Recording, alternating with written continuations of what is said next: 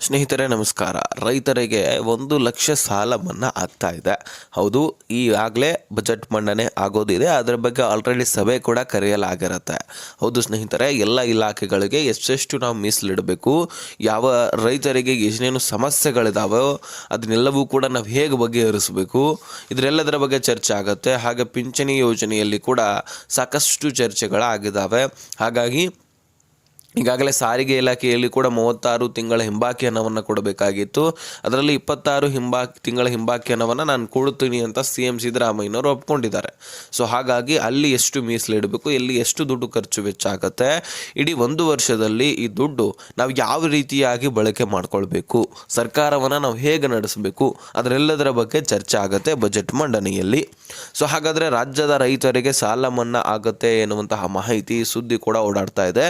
So ಬನ್ನಿ ಹಾಗಾದರೆ ಈ ಸಾಲ ಮನ್ನಾ ಆಗುತ್ತೋ ಇಲ್ವಾ, ಯಾವ ಬ್ಯಾಂಕ್ ಅಕೌಂಟ್ಗಳನ್ನು ಹೊಂದಿರತಕ್ಕಂತಹ ರೈತರಿಗೆ ಒಂದು ಸಾಲ ಮನ್ನಾ ಆಗುತ್ತೆ. ಸೊ ಈ ಬ್ಯಾಂಕ್ನಲ್ಲಿ ಖಾತೆ ಇದ್ದವರಿಗೆ ಮಾತ್ರ ಒಂದು ಸಾಲ ಮನ್ನಾ ಆಗುತ್ತೆ ಅಂತಲೂ ಕೂಡ ಹೇಳಲಾಗ್ತಾ ಇದೆ. ಹಾಗಾದರೆ ಈ ಪತ್ರ ನಿಮ್ಮ ಹತ್ರ ಇದೆಯಾ, ಆ ಪತ್ರ ಲಿಂಕ್ ಆಗಿದೆಯಾ ಇಲ್ವಾ ನೋಡ್ಕೊಳ್ಳಿ. ಆ ಯಾವ ಪತ್ರ, ಅದನ್ನು ಯಾವಕ್ಕಾಗಿ ಲಿಂಕ್ ಮಾಡಬೇಕು, ಲಿಂಕ್ ಮಾಡೋದಾದರೂ ಎಲ್ಲಿ ಹೋಗಿ ಲಿಂಕ್ ಮಾಡಬೇಕು, ಹೋಗೋದಾದರೂ ಯಾವ ಡಾಕ್ಯುಮೆಂಟ್ಸ್ಗಳನ್ನು ನಾವು ಎತ್ಕೊಂಡು ಹೋಗಬೇಕು. ಸೊ ಇದರೆಲ್ಲದರ ಬಗ್ಗೆ ಈ ಒಂದು ವಿಡಿಯೋದಲ್ಲಿ ನಾನು ನಿಮಗೆ ತಿಳಿಸಿಕೊಡುವಂತಹ ಪ್ರಯತ್ನ ಮಾಡ್ತೀನಿ. ಸೊ ಒಟ್ಟಾರೆಯಾಗಿ ತೀರಾ ಇಂಪಾರ್ಟೆಂಟ್ ಮಾಹಿತಿ, ರಾಜ್ಯದ ಪ್ರತಿಯೊಬ್ಬ ರೈತರು ಕೂಡ ಮಿಸ್ ಮಾಡದೆ ಈ ಒಂದು ವಿಡಿಯೋನ ಕೊನೆವರೆಗೂ ವಾಚ್ ಮಾಡಲೇಬೇಕು. ನೀವು ಸಾಲ ಮಾಡ್ಕೊಂಡಿದ್ದೆ ಆದರೆ, ಸಾಲ ಮಾಡಿ ಸಾಕಷ್ಟು ಬೆಳೆಗಳನ್ನು ಬೆಳೆದಿದ್ದೆ ಆದರೆ ನೀವು ಈ ವಿಡಿಯೋನ ಕೊನೆವರೆಗೂ ವಾಚ್ ಮಾಡಲೇಬೇಕು. ಸೊ ಸ್ನೇಹಿತರೆ, ಸಬ್ಸ್ಕ್ರೈಬ್ ಮಾಡದೆ ಹಾಗೆ ನೋಡ್ತಾ ಇದ್ದರೆ ಬೇಗನೆ ಸಬ್ಸ್ಕ್ರೈಬ್ ಮಾಡ್ಕೊಂಡ್ಬಿಡಿ. ಈಗ ಟಾಪಿಕ್ಗೆ ಬರೋಣ. ಮುಖ್ಯವಾಗಿ ಈ ರೈತರಿಗೆ ಬಹಳ ವರ್ಷದಿಂದ ಸಾಲ ಮನ್ನಾ ಮಾಡಬೇಕು ಅಂತಲೂ ಕೂಡ ಕಾಯ್ತಾ ಇದ್ರು. ಜೊತೆಗೆ ಬೆಳೆ ಹಾನಿ ಪರಿಹಾರ ಕೂಡ ಸಿಗಬೇಕು ಅಂತ ಕೇಳ್ತಾ ಇದ್ರು. ಇನ್ನು ಬೆಳೆ ಹಾನಿ ಪರಿಹಾರವಂತರೂ ವರ್ಷಕ್ಕೆ ಕೊಡ್ತಾನೆ ಇರ್ತಾರೆ. ಅದರ ಜೊತೆಗೇ ಈ ಬರಹಾರ ಹಾನಿ ಪರಿಹಾರ ಅಂದರೆ ಬೇಸಿಗೆಯಲ್ಲಿ ಹೆಚ್ಚಿಗೆ ಬೇಸಿಗೆ ಇರುವಂತಹ ಕಾರಣಕ್ಕಾಗಿ ಬರ ಬಿದ್ದಿರುತ್ತೆ. ಹೀಗಾಗಿ ಬೆಳೆಗಳು ಕೂಡ ಒಣಗಿ ಹೋಗಿ ನಾಶ ಆಗಿರುತ್ತೆ, ನೀರು ಕೂಡ ಇರೋದಿಲ್ಲ. ಇಂತಹ ಪರಿಸ್ಥಿತಿಯಲ್ಲಿ ಬರ ಹಾನಿ ಪರಿಹಾರ ಕೊಡುವಂಥದ್ದು, ಜೊತೆಗೆ ಹೆಚ್ಚಿನ ಮಳೆಯಿಂದಾಗಿ ಬೆಳೆಗಳು ನಾಶ ಆಗಿದ್ರೆ, ಈ ವರ್ಷದಲ್ಲಿ ಆಯ್ತಲ್ವ 4-5% ಅಷ್ಟು ಹೆಚ್ಚಾಯಿತು. ಒಂದು ಒಳ್ಳೆಯ ಮಳೆ ಆದರೆ ಹೆಚ್ಚಿನ ಬೆಳೆಗಳು ನಾಶ ಕೂಡ ಆಗಿದ್ವು. ಹೀಗಾಗಿ ಆ ಬೆಳೆಗಳಿಗೆ ಬೆಳೆ ಹಾನಿ ಪರಿಹಾರವನ್ನು ಒದಗಿಸಿ ಸರ್ಕಾರ ಕೊಡ್ತಾ ಇದೆ. ಸೊ ಹೀಗಾಗಿ ಸಾಲ ಮನ್ನಾ ಮಾಡೋದಿಲ್ಲ ಅಂತ ಹೇಳ್ಬಿಟ್ಟು ಆಲ್ರೆಡಿ ಹೇಳಿದ್ರು. ಆದರೆ ಈ ಬಜೆಟ್ನಲ್ಲಿ ಏನು ಗುಡ್ ನ್ಯೂಸ್ ಕೊಡ್ತಾ ಇದ್ದಾರೆ ಅಂತ ನಾವು ಕಾಯ್ದು ನೋಡಬೇಕಾಗಿದೆ. ಸ್ನೇಹಿತರೆ, ಕಳೆದ ತಿಂಗಳಿನಿಂದನೂ ಕೂಡ ವಿವಿಧ ಇಲಾಖೆಗಳಿಂದ ಏನೆಲ್ಲ ಬೇಡಿಕೆಗಳು ಆಗ್ತಾ ಇದ್ದಾವೆ. ಹೌದು, ಈಗ ರೈತರ ಒಂದು ಸಂಘಗಳಿರ್ತವೆ, ರೈತರಲ್ಲಿ ಮುಖಂಡರುಗಳಿರ್ತಾರೆ. ಅದಷ್ಟೇ ಅಲ್ಲದೆ ಸಾರಿಗೆ ಇಲಾಖೆಯಲ್ಲಿ, ಮಹಿಳಾ ಮತ್ತು ಮಕ್ಕಳ ಕಲ್ಯಾಣ ಇಲಾಖೆಯಲ್ಲಿ, ಅದೇ ರೀತಿಯಾಗಿ ಈಗ ರೈತರಿಗೋಸ್ಕರ ಏನು ಬೇಕಾಗುತ್ತೆ, ಪಿಂಚಣಿದಾರರಿಗೆ ಏನು ಬೇಕಾಗುತ್ತೆ, ಜೊತೆಗೆ ಮಹಿಳೆಯರಿಗೆ ಏನು ನಾವು ಕೊಡಬೇಕು, ಯೋಜನೆಗಳಲ್ಲಿ ಏನೇನು ನಾವು ಮೀಸಲಿಡಬೇಕು, ಗ್ಯಾರಂಟಿ ಯೋಜನೆಗಳಲ್ಲಿ ಎಷ್ಟು ದುಡ್ಡನ್ನು ನಾವು ಕೊಡಬೇಕು, ಇದರೆಲ್ಲದರ ಬಗ್ಗೆ ಚರ್ಚೆ ಆಗ್ತಾ ಇರುತ್ತೆ. ಅದರಲ್ಲಿ ಮುಖ್ಯವಾಗಿ ರಾಜ್ಯದ ವಿವಿಧ ಪರ ಸಂಘಟನೆಗಳ ಸಭೆಯನ್ನು ನಡೆಸಲಾಗಿತ್ತು. ಅದರಲ್ಲಿ ಮುಖ್ಯವಾಗಿ ರೈತರಿಗೆ ಏನು ನೆರವು, ಏನು ಸಹಾಯವನ್ನು ನೀಡಬೇಕು ಅನ್ನುವಂಥದ್ರ ಬಗ್ಗೆ ಕೂಡ ಚರ್ಚೆ ಆಗುತ್ತೆ. ರೈತರ ಬೇಡಿಕೆಗಳು ಏನಿದ್ದಾವೆ, ಅದಕ್ಕೆ ಸರ್ಕಾರ ಸ್ಪಂದಿಸುತ್ತಾ ಇಲ್ಲವಾ, ಆ ಸಭೆಯಲ್ಲಿ ಏನು ಚರ್ಚೆ ಆಯಿತು, ಇದರೆಲ್ಲದರ ಬಗ್ಗೆ ನಾನು ಹೇಳ್ತೀನಿ. ರೈತ ಮುಖಂಡರು ಕೂಡ ಈ ಒಂದು ಸಭೆಯಲ್ಲಿ ಇರ್ತಾರೆ. ಆ ಸಭೆಯಲ್ಲಿ ಸ್ನೇಹಿತರೆ, ರೈತರಿಗೆ ಏನೆಲ್ಲ ಬೆಳವಣಿಗೆ ಆಗಬೇಕಾಗಿದೆ, ರೈತರ ಸಮಸ್ಯೆಗಳೇನಿದ್ದಾವೆ, ಆ ಸಮಸ್ಯೆಗಳನ್ನು ನಾವು ಏನು, ಹೇಗೆ, ಯಾವ ರೀತಿಯಾಗಿ ಬಗೆಹರಿಸಬೇಕಾಗತ್ತೆ, ಸೊ ಯಾವೆಲ್ಲ ಪರಿಹಾರವನ್ನು ನಾವು ಕೊಟ್ಟು ರೈತರಿಗೆ ಒಂದು ಬೆಳವಣಿಗೆ ಆಗುವಂತೆ ಮಾಡಬಹುದು. ವಿಶೇಷವಾಗಿ ಸಾಲ ಮನ್ನಾ ಹಾಗೂ ಕಬ್ಬು ಬೆಳೆಗಾರರ ಬಗ್ಗೆ ಸಲಹೆ ಸೂಚನೆಗಳನ್ನು ತೆಗೆದುಕೊಳ್ಳಲಾಗಿದೆ ಅಂತೆ. ಸೊ ಈ ಬಜೆಟ್ನಲ್ಲಿ ರೈತರಿಗಂತೂ ಗುಡ್ ನ್ಯೂಸ್ ಕೊಟ್ಟಿದ್ದಾರೆ ಅಂತ ಹೇಳಲಾಗ್ತಾ ಇದೆ. ಹಾಗಾದರೆ ಸ್ನೇಹಿತರೆ, ಸೊ ನೀವು ಕಬ್ಬು ಬೆಳೆಗಳನ್ನು ಬೆಳೆದಿದ್ದೆ ಆದರೆ ನಿಮಗೆ ಗೊತ್ತಿದೆ, ಆಲ್ರೆಡಿ ಕಬ್ಬಿನಲ್ಲಿ ಬೆಲೆಗಳ ಏರಿಕೆ ಆಗಿದೆ. ನಿಮ್ಮಲ್ಲಿ ಈಗಾಗಲೇ ಫ್ಯಾಕ್ಟ್ರಿಗೆ ಕಳಿಸ್ತಾ ಇದ್ರಿ, ಆ ಫ್ಯಾಕ್ಟ್ರಿನವರು ಬೆಲೆಗಳನ್ನು ಏರಿಕೆ ಮಾಡ್ತಾ ಇರಲಿಲ್ಲ. ಆಲ್ರೆಡಿ ಸಕ್ಕರೆ ಬೆಲೆ ಆದರೂ ಏರ್ತಾನೆ ಇದೆ. ಆದರೆ ನೀವು ಕೊಡ್ತಕ್ಕಂತಹ ಕಬ್ಬಿಗೆ ಯಾವುದೇ ಒಂದು ಬೆಲೆ ಇರಲಿಲ್ಲ. ಸೊ ಕಡಿಮೆ ಬೆಲೆ ಇತ್ತು, 2,700 ಸಮಥಿಂಗ್ ಇತ್ತು. ಸೊ ಹಾಗಾಗಿ ಅದನ್ನು ಏರಿಕೆ ಮಾಡಬೇಕು ಅಂತ ಸಾಕಷ್ಟು ಕಡೆ ರಾಜ್ಯದಲ್ಲಿ ಪ್ರತಿಭಟನೆ ಮಾಡಿದ್ರಿ. ಅದು ಖಡಕ್ಕಾಗಿ ಸ್ಟ್ರೈಕ್ ಮಾಡಿರುವಂತಹ ಕಾರಣಕ್ಕಾಗಿ 7-8 ದಿನಗಳ ಕಾಲ ಸ್ಟ್ರೈಕ್ ಮಾಡಿದ್ರು ನಮ್ಮ ತಾಲೂಕಿನಲ್ಲಿ ಕೂಡ. ಸೊ ಅದರ ಮೇರೆಗೆ ಸರ್ಕಾರ ಬಗ್ಲೇಬೇಕು, ಬೇರೆ ಆಪ್ಷನ್ನೇ ಇಲ್ಲ. ಯಾಕಂದರೆ ರೈತ ದೇಶದ ಬೆನ್ನೆಲುಬು ಅಂತ ಕರಿತೀವಿ ನಾವು. ಅವನು ಬೆಳೆದಿರತಕ್ಕಂತಹ ಬೆಳೆಗಳನ್ನು ನಾವು ತಿಂದು ಬದುಕ್ತಾ ಇರ್ತೀವಿ.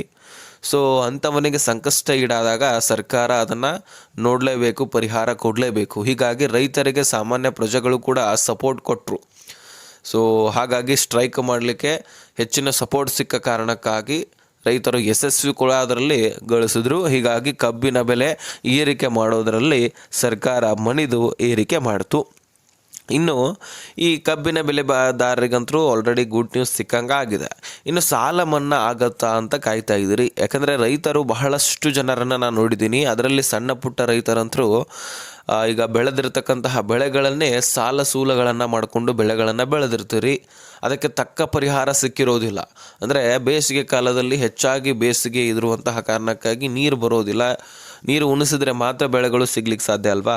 ಸೊ ಹೀಗಾಗಿ ಅಲ್ಲಿ ಕೂಡ ತೊಂದರೆ ಉಂಟಾಗತ್ತೆ. ಹೀಗಾಗಿ ಬೆಳೆಗಳಿಗೆ ಫಲ ಸಿಗೋದಿಲ್ಲ. ಜೊತೆಗೆ ಮಳೆಗಾಲದಲ್ಲಿ ಹೆಚ್ಚಿನ ಮಳೆಯಿಂದಾಗಿ ಬೆಳೆಗಳು ನಾಶ ಆಗಿಬಿಡುತ್ತೆ. ಸೊ ಆ ಸಂದರ್ಭದಲ್ಲಿ ನೀವು ಬೆಳೆದಿರ್ತಕ್ಕಂತಹ ಬೆಳೆಗಳಿಗೂ ಕೂಡ ಫಲ ಸಿಗೋದಿಲ್ಲ. ಈ ರೀತಿ ಬಹಳಷ್ಟು ಕಡೆ ಆಗಿದೆ. ಈ ಬಾರಿ 30,000ಕ್ಕಿಂತ ಹೆಚ್ಚಿನ ಭೂಮಿಗಳು, ಅಂದರೆ 30,000 ಹೆಕ್ಟರ್ಕ್ಕಿಂತ ಹೆಚ್ಚಿನ ಭೂಮಿಗಳು ಬೆಳೆ ಹಾನಿಯಿಂದ ನಾಶ ಆಗಿದೆ, ಪ್ರವಾಹದಿಂದ ನಾಶ ಆಗಿದೆ. ಸಾಕಷ್ಟು ಮನೆಗಳು ಕೂಡ ಬಿದ್ದು ಹೋಗಿದ್ದಾವೆ. ಆ ಮನೆಗಳಿಗೆ ಒಳಗಡೆ ಇರತಕ್ಕಂತಹ ಸಾಮಗ್ರಿಗಳು ಕೂಡ ಡೆಸ್ಟ್ರೋ ಆಗಿದ್ದಾವೆ, ಕೊಚ್ಚಿಕೊಂಡು ಹೋಗಿದ್ದಾವೆ. ಪ್ರವಾಹದಲ್ಲಿ ಅಥವಾ ಮಳೆಗಳಿಂದಾಗಿ ಎಲ್ಲ ತುಂಬಿಕೊಂಡು ಮನೆಗಳು ಬಿದ್ದು ಹೋಗಿದೆ. ಸೊ ಹೀಗಾಗಿ ಅದಕ್ಕೆಲ್ಲದಕ್ಕೂ ಕೂಡ ಸರ್ಕಾರ ಪರಿಹಾರವನ್ನು ಒದಗಿಸಿಕೊಡಲಿಕ್ಕೆ ಮುಂದಾಗಿತ್ತು. ಅದರ ಬಗ್ಗೆ ಘೋಷಣೆ ಕೂಡ ಮಾಡಿತ್ತು. NDRF ಕುಷ್ಕಿ ಜಮೀನಿಗೆ ನಾವು 25,500 ರೂಪಾಯಿ ಕೊಡ್ತೀವಿ. ನೀರಾವರಿ ಭೂಮಿಗಳಿಗೆ, ಅಂದರೆ ಹೆಚ್ಚುವರಿ ನೀರಾವರಿ ಭೂಮಿಗಳನ್ನು ಹೊಂದಿರ್ತೀರಲ್ಲ, ಸೊ ಆ ಭೂಮಿಗಳಿಗೆ 31,500 ರೂಪಾಯಿ ಕೊಡ್ತೀವಿ, ಈ ರೀತಿ ಹೇಳಿತ್ತು. ಜೊತೆಗೆ 23,18 ಲಕ್ಷದಷ್ಟು ದುಡ್ಡನ್ನು ಮನೆಗಳು ಬಿದ್ದು ಹೋಗಿರ್ತವೆ ಅದನ್ನು ಕಟ್ಟಿ ಕೊಡೋದಕ್ಕೋಸ್ಕರ ದುಡ್ಡನ್ನು ಮೀಸಲಿಟ್ಟಿತ್ತು. ಜೊತೆಗೆ 2,50,00,000 ದುಡ್ಡನ್ನು ಮನೆಗಳಲ್ಲಿರ್ತಕ್ಕಂತಹ ವಸ್ತುಗಳು ಡೆಸ್ಟ್ರಾ ಆಗಿದ್ದು ಕೊಚ್ಚಿಕೊಂಡು ಹೋಗಿರುವಂತಹ ಕಾರಣಕ್ಕಾಗಿ ಅದಕ್ಕೋಸ್ಕರನೂ ದೊಡ್ಡ ಮೀಸಲಿಟ್ಟಿತ್ತು. ಈ ರೀತಿ ಪರಿಹಾರವನ್ನು ಒದಗಿಸಿಕೊಟ್ಟಿತ್ತು. ಇನ್ನು ಬೆಳೆ ಹಾನಿ ಆಗಿರುವಂತಹ ರೈತರಿಗೆ, ಜೊತೆಗೆ ಸಾಲಗಳನ್ನು ಮಾಡಿರ್ತಕ್ಕಂತಹ ರೈತರಿಗೂ ಕೂಡ ಪರಿಹಾರ ಒದಗಿಸಿಕೊಡ್ತಾರ ಅಂತ ರೈತರು ಕಣ್ತೆರೆದು ನೋಡ್ತಾ ಇದ್ದಾರೆ. ಈ ಬಾರಿ ಬಜೆಟ್ನಲ್ಲಿ ಇದರ ಬಗ್ಗೆ ಚರ್ಚೆ ಆಗಿದೆ ಅಂತ ಹೇಳಲಾಗ್ತಾ ಇದೆ. ಹೌದು, ಬಜೆಟ್ ಮಂಡನೆ ಇದೇ ಮಾರ್ಚ್ 6ನೇ ತಾರೀಕಿದ್ದು. ಈಗಾಗಲೇ ಬಜೆಟ್ ಮಂಡನೆ ಆಗೋಕ್ಕಿಂತ ಮುಂಚೆನೇ ಸಾಕಷ್ಟು ಸಭೆಗಳು ನಡೀತವೆ, ಸಾಕಷ್ಟು ಇಲಾಖೆಗಳ ಹತ್ರನೂ ಕೂಡ ಮಾತುಕತೆ ಆಗುತ್ತೆ. ಈಗಾಗಲೇ ಸಚಿವೆ ಲಕ್ಷ್ಮೀ ಹೆಬ್ಬಾಳ್ಕರ್ ಅವರು ಕೂಡ ಪಿಂಚಣಿದಾರರಿಗೆ, ಅದರಲ್ಲಿ ಹಿರಿಯ ನಾಗರಿಕರಿಗೆ ಪಿಂಚಣಿ ಹೆಚ್ಚಳ ಮಾಡಬೇಕಂತ ಕೂಡ ಮನವಿ ಇಟ್ಕೊಂಡಿದ್ದಾರೆ. ಹಾಗಾದರೆ ರಾಜ್ಯ ಸರ್ಕಾರ ಏನು ಮಾಡುತ್ತೋ ಅಂತ ಕಾಯ್ದು ನೋಡಬೇಕು. ಜೊತೆಗೆ ಇಲ್ಲಿ ಇಂಪಾರ್ಟೆಂಟ್ ರೈತರಿಗೋಸ್ಕರ ಸಾಕಷ್ಟು ಸಂಘಟನೆಗಳು, ರೈತ ಮುಖಂಡರು ಕೂಡ ಇದರ ಬಗ್ಗೆ ಚರ್ಚೆ ಮಾಡಿ ಸಾಲ ಮನ್ನಾ ಮಾಡ್ಲಿಕ್ಕೆ ಆಗತ್ತಾ ಅಂತ ಪ್ರಯತ್ನ ಮಾಡ್ತೀವಿ ಅಂತಾನು ಕೂಡ ಹೇಳಿದ್ದಾರೆ. ಯಾಕಂದರೆ ಬಜೆಟ್ ಎಲ್ಲ ಕಡೆನೂ ಕೂಡ ಸಾಲ ಬೇಕಲ್ಲ. ಈಗಾಗಲೇ ಗ್ಯಾರಂಟಿ ಯೋಜನೆಗಳಲ್ಲಿ ಕೂಡ ಸಾಕಷ್ಟು ದುಡ್ಡು ಕೊಡ್ತಾ ಇದೆ ಸರ್ಕಾರ, ಮೀಸಲಿಡ್ತಾ ಇದೆ. ಶಕ್ತಿ ಯೋಜನೆಯಲ್ಲಿ ಕೂಡ ಖರ್ಚು ವೆಚ್ಚ ಆಗ್ತದೆ, ಗೃಹಲಕ್ಷ್ಮಿಯಲ್ಲಿ, ಅನ್ನಭಾಗ್ಯದಲ್ಲಿ, ಈ 3 ಯೋಜನೆಯಲ್ಲಿ ಹೆಚ್ಚಾಗಿ ಖರ್ಚು ವೆಚ್ಚ ಆಗುವಂಥದ್ದು. ಉಳಿದಂಥ ಗೃಹ ಜ್ಯೋತಿ ಯೋಜನೆ ಅಂತೂ ಎಂದಿನಂತೆ ನಮಗೆ ಬಿಲ್ ಹೇಗೆ ಬರುತ್ತೆ ಹಾಗೆ ಬರ್ತಾ ಇದೆ. ಈ ಕಡೆ ಯುವನಿಧಿ ಅದು ಪ್ರಾರಂಭ ಆಗಿಲ್ಲ ಅಂತಲೇ ಅಂದ್ಕೊಳ್ಬಹುದು. ರಿಬನ್ ಕಟ್ ಮಾಡಿದ್ದಾರೆ, ಆದರೆ ಅಂಗಡಿನೇ ಓಪನ್ ಮಾಡಿಲ್ಲ ಅಂತ ಹೇಳ್ಬೋದು. ಸೊ ತಿಳ್ಕೊಳ್ತೀರ ಅಂತ ಅಂದ್ಕೊಳ್ತೀನಿ. ಹಾಗಾಗಿ ಈ 3 ಯೋಜನೆಗಳಲ್ಲಿ ಕೂಡ ಸಾಕಷ್ಟು ಖರ್ಚು ವೆಚ್ಚ ಆಗ್ತಾ ಇದೆ. ಜೊತೆಗೆ ಎಲ್ಲ ಯೋಜನೆಗಳನ್ನು ನಡೆಸ್ತಾ ಇದ್ದಾರೆ. ಸಾಲ ಮನ್ನಾ ಆಗತ್ತಾ ಅಂತ ನಾವು ಈಗ ಹೇಳಲಿಕ್ಕೆ ಬರೋದಿಲ್ಲ, ಕಾಯ್ದು ನೋಡಬೇಕು. ಆದರೆ ಒಂದು 50% ಆಗುವಂತಹ ಸಾಧ್ಯತೆ ಕೂಡ ಇದೆ. ಯಾಕಂದರೆ ಇದರ ಬಗ್ಗೆ ಸಾಕಷ್ಟು ಕಡೆ ಚರ್ಚೆ ಆಗ್ತಾ ಇದೆ. ಆಲ್ರೆಡಿ ಈಗಾಗಲೇ ರೈತ ಮುಖಂಡರು ಕೂಡ ಇದ್ರ ಬಗ್ಗೆ ಹೇಳಿಕೆಗಳನ್ನು ಕೂಡ ಸಾಕಷ್ಟು ಕೂಡ ಕೊಡ್ತಾ ಇದ್ದಾರೆ. ಹಾಗಾಗಿ ನಾವು ಕಾಯ್ದು ನೋಡೋಣ ಸ್ನೇಹಿತರೆ. ಸೊ ಕಾಯ್ದು ನೋಡೋದೇ ಬೆಸ್ಟ್ ಆಪ್ಷನ್ನು. ನಾನೇನೋ ನಿಮಗೆ ಬಿಡುಗಡೆ ಆಗುತ್ತೆ, ಸಾಲ ಮನ್ನಾ ಆಗುತ್ತೆ, ತಗೊಳ್ಳಿ ಅಂತ ಈ ಬ್ಯಾಂಕ್ನವ್ರಿಗಂತ ಹೇಳಿಬಿಟ್ರೆ ಅದು ತಪ್ಪು ಕಲ್ಪನೆ ಆಗುತ್ತೆ. ಹೀಗಾಗಿ ಇದರ ಬಗ್ಗೆ ಊಹಾಪೋಹಗಳಂತೂ ಹೇಳ್ತಾ ಇದ್ದಾವೆ. ಅದನ್ನು ನಿಜ ಅಂತಲೂ ಕೂಡ ಹೇಳಲಿಕ್ಕೆ ಬರೋದಿಲ್ಲ, ಸುಳ್ಳು ಅಂತಲೂ ಕೂಡ ಹೇಳಲಿಕ್ಕೆ ಬರೋದಿಲ್ಲ. ಹಾಗಾಗಿ ಇನ್ನು ಕೆಲವೊಂದಿಷ್ಟು ದಿನ ಅಷ್ಟೇ ಕಾಯ್ದು ನೋಡೋಣ. ಆದರೆ 50% ಆಗುವಂತಹ ಸಾಧ್ಯತೆ ಇದೆ ಅಂತ ನಾನು ಹೇಳ್ತಾ ಇದ್ದೇನೆ ಅಷ್ಟೇ. ಸೊ ಕಾಯ್ದು ನೋಡೋಣ ಸ್ನೇಹಿತರೆ. ಇದಿಷ್ಟು ಇನ್ಫಾರ್ಮೇಷನ್ ನೀವು ನೋಡಿದ್ದಕ್ಕಾಗಿ ಧನ್ಯವಾದಗಳು. ಈ ಇನ್ಫಾರ್ಮೇಷನನ್ನು ಆದಷ್ಟು ರಾಜ್ಯದ ಎಲ್ಲ ರೈತರಿಗೆ ಶೇರ್ ಮಾಡಿ, ಲೈಕ್ ಮಾಡೋದ್ರ ಮುಖಾಂತರ ನಮಗೂ ಕೂಡ ಸಪೋರ್ಟ್ ಮಾಡಿ, ಸಬ್ಸ್ಕ್ರೈಬ್ ಮಾಡ್ಕೊಳ್ಳಿ. ಈ ವಿಷಯವನ್ನು ಎಲ್ಲರಿಗೂ ಕೂಡ ಶೇರ್ ಮಾಡಿ.